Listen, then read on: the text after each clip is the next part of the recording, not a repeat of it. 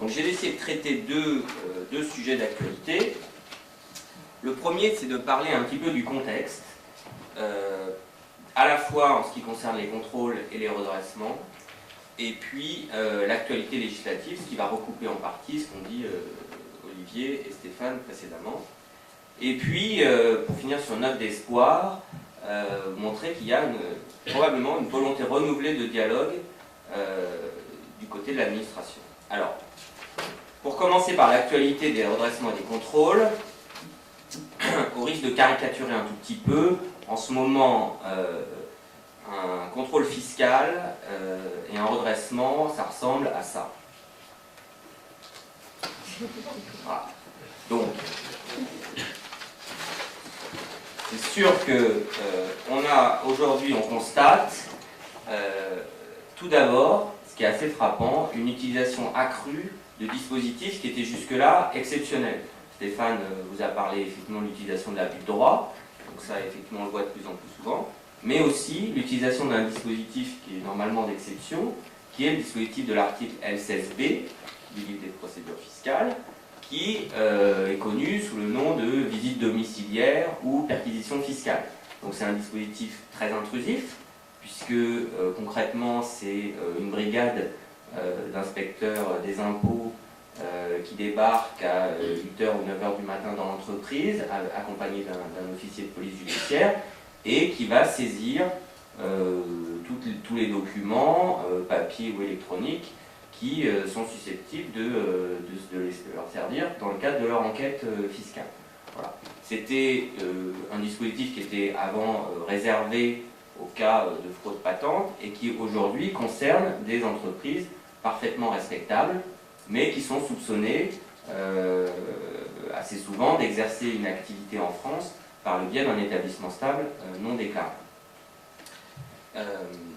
On constate également un durcissement des redressements lors des contrôles, avec une application fréquente, pour être poli, mais c'est quasiment systématique, de la pénalité de 40% pour manquement délibéré.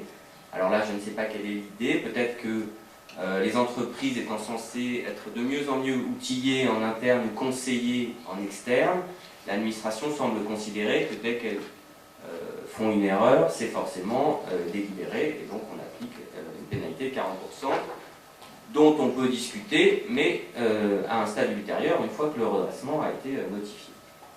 On voit également, et notamment dans les hypothèses d'établissement stable que j'évoquais, une application de la prescription allongée pour activité occulte, donc ce qui permet à l'administration de remonter 6 ans, voire 10 ans en arrière sur l'activité de la société, et cette prescription allongée pour activité occulte entraîne ipso facto l'application d'une pénalité de 80%, donc on voyait effectivement relativement rarement auparavant, aujourd'hui ça arrive de plus en plus fréquemment. Et puis pour terminer, un dialogue qui est globalement jugé plus difficile par les entreprises, notamment en ce qui concerne des questions de formalisme. Vous savez que les entreprises ont des obligations formelles, on peut penser aux fameux IFU ou aux déclarations 54 septies, vous savez, de report des plus-values latentes quand on a fait des restructurations. Ces obligations sont sanctionnées si on ne les respecte pas par des pénalités très importantes, et alors qu'auparavant, quand la bonne foi de l'entreprise n'était pas en jeu, on arrivait à négocier ces pénalités en disant excusez-nous, c'est un oubli, ça devient de plus en plus difficile aujourd'hui, et l'administration s'en sert, soit pour imposer effectivement des pénalités importantes, soit comme levier de négociation pour d'autres aspects du contrôle. Alors, du côté de l'actualité législative, je vais rapidement, parce que ça a été évoqué, le contexte des contrôles et des redressements s'explique aussi par le contexte général politique, à la fois en France et à l'étranger. Je vous les ai mis, il faut savoir que vous n'avez pas moins, depuis juillet 2012, donc c'est quand même plutôt récent, vous n'avez pas moins de 5 rapports parlementaires ou administratifs qui traitent de près ou de loin de l'évasion fiscale et de la fraude fiscale. Donc c'était vraiment un martelage au niveau administratif, au niveau parlementaire, qui s'est traduit par ce qu'on a vu sur l'aspect médiatique de l'évasion fiscale et de la fraude fiscale. Alors, rapidement, dans l'offensive contre la fraude et l'évasion fiscale qu'on a pu constater, il y avait certaines dispositions qui étaient proposées et qui ont été censurées par le Conseil constitutionnel. J'y reviens brièvement parce que c'est quand même intéressant. Je parlais des visites domiciliaires, donc il était prévu qu'on autorise les visites domiciliaires sur le fondement de documents obtenus illégalement. Vous savez, avant de faire une visite domiciliaire, vous devez demander la permission à un juge. Et ce juge se prononce sur la base de documents que l'administration a pu éventuellement réunir. Donc il était prévu que, même si l'administration avait obtenu ces documents illégalement, elle pourrait les utiliser pour faire ces visites domiciliaires. Ça a été heureusement sanctionné par le Conseil constitutionnel. De même, les entreprises étaient censées déclarer les schémas d'optimisation fiscale. On revient un peu à ce qui a été dit. Ça aussi, ça a été sanctionné. Il était prévu des sanctions fiscales en fonction du chiffre d'affaires, donc dans certains cas, sans aucune corrélation avec le montant des impôts éludés. Et enfin, il était prévu d'étendre la notion d'abus de droit, et ça aussi, comme vous savez, ça a été sanctionné. Néanmoins, il y a un certain nombre de dispositions qui ont été autorisées, et l'administration fiscale dispose de moyens nouveaux importants en matière de contrôle, avec la création d'un procureur de la République financier, avec la création d'un statut de repenti fiscal. Donc là, on voit bien que la matière fiscale a dérivé fortement vers la matière pénale, parce que les repentis jusqu'ici, c'était quand même plutôt la mafia que la fiscalité. Et puis, plus prosaïquement, l'administration a désormais la possibilité de photocopier les documents qu'elle consulte au cours d'un contrôle fiscal, de réaliser des copies des fichiers de la comptabilité informatisée et peut demander un délai de reprise allongé en cas d'assistance internationale.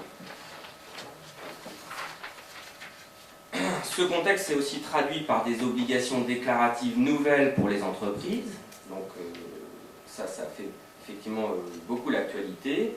Donc lors des contrôles, désormais l'inspecteur peut demander la production de la comptabilité analytique si elle existe.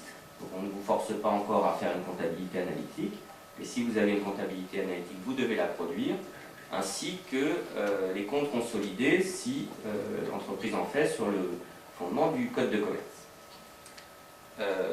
On a instauré une nouvelle déclaration en matière de prix de transfert, qui est une déclaration annuelle automatique. Vous savez qu'aujourd'hui, la seule obligation pesait sur certaines entreprises, les grosses entreprises, pour résumer, celles qui avaient un actif ou un chiffre d'affaires supérieur à 400 millions d'euros, qui devaient faire une documentation prix de transfert, qu'elle tenait à la disposition de l'administration en cas de contrôle fiscal. Ici, la démarche est différente, puisque ces mêmes entreprises vont devoir produire spontanément un résumé de leur documentation de prix de transfert dans les 6 mois de la déclaration de résultat. Et puis, dernier point, dans la documentation de prix de transfert globale que j'évoquais, les entreprises vont devoir inclure les rulings qu'elles ont pu obtenir à l'étranger en ce qui concerne les sociétés liées. Alors, ce texte pose un certain nombre de difficultés, mais en résumé, c'est le moyen pour l'administration de connaître les avantages ou les dispositifs fiscaux dont les groupes français ont pu profiter à l'étranger. Ça rejoint un peu la discussion de tout à l'heure sur est-ce que l'optimisation fiscale à l'étranger peut être constitutive d'un abus de droit. Manifestement, l'administration française s'y intéresse. Alors, cette actualité législative, elle est aussi marquée par un recul de certains droits pour les entreprises, avec notamment la fin de la suspension de la mise en recouvrement dans le cadre des procédures amiables. En 2 mots, vous savez, une procédure amiable peut être introduite lorsque, par exemple, une entreprise française qui a fait l'objet d'un redressement en France sur un flux ou sur une opération qui a déjà été taxée dans un État étranger.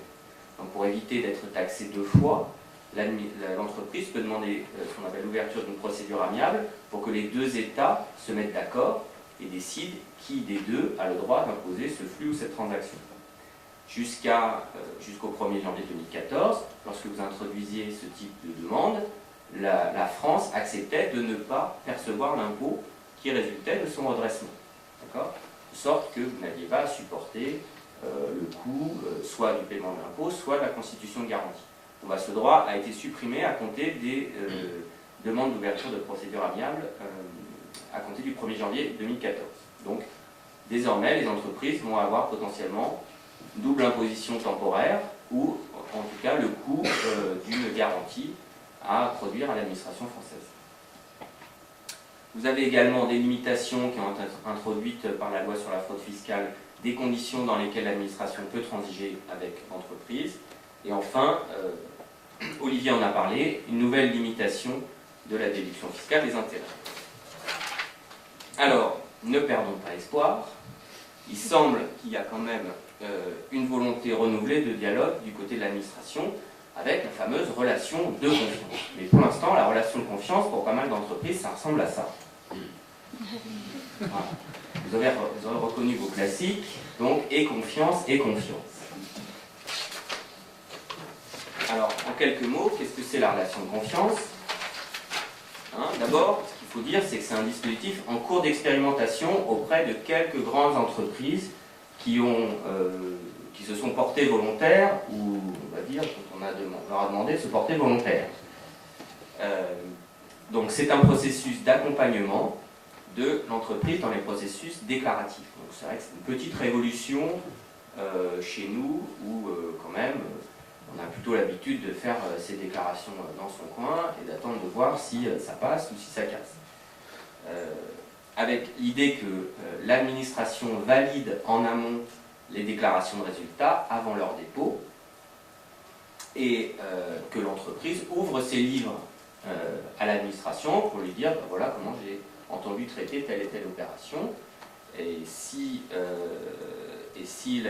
la contrepartie de cette transparence pour l'entreprise, c'est d'abord que l'administration s'engage à faire connaître assez rapidement son avis, ce qui est vrai que si ça marche, c'est une véritable avancée, et si l'administration est d'accord, évidemment, il n'y a pas de risque de redressement pour l'avenir dans ce cadre-là. Alors, pour information, M. Moscovici a déclaré le 2 février 2014 à propos de cette relation: nous avons déjà lancé cette expérience, je veux maintenant l'étendre et au final légiférer.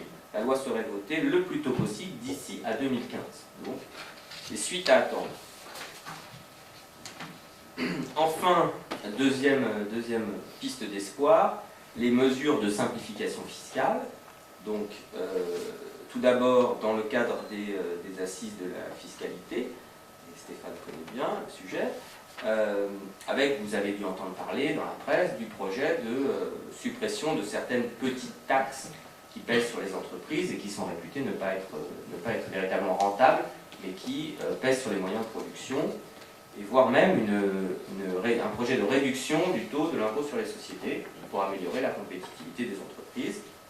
Et enfin, j'ai noté également, donc là c'est dans le cadre de l'attractivité de la France, la création d'un point d'entrée unique pour les investisseurs étrangers, avec un communiqué de presse du 27 février 2014 du ministre de l'économie et du ministre des budgets.